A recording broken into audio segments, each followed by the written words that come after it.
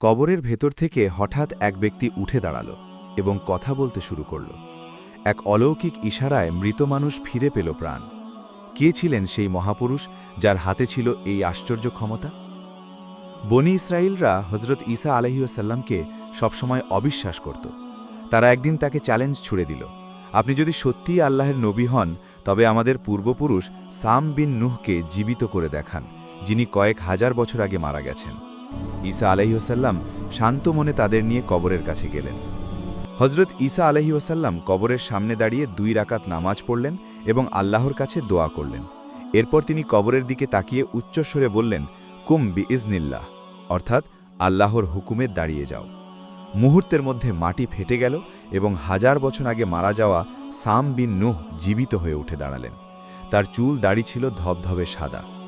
ঈসা আলাইহিসসাল্লাম তাকে জিজ্ঞেস করলেন, আপনার চুল সাদা কেন? আপনার যুগে তো চুল পাকত না। তিনি উত্তর দিলেন, আপনার ডাক শুনে আমি ভেবেছিলাম কিয়ামত শুরু হয়ে গেছে, আর সেই ভয়েই আমার চুল সাদা হয়ে গেছে। এই অলৌকিক দৃশ্য দেখে উপস্থিত সবাই বিস্ময়ে হতবাক হয়ে গেল। এটি ছিল আল্লাহর কুদরত আর ঈসা আলাইহিসসাল্লামের নবুয়তের এক জীবন্ত প্রমাণ।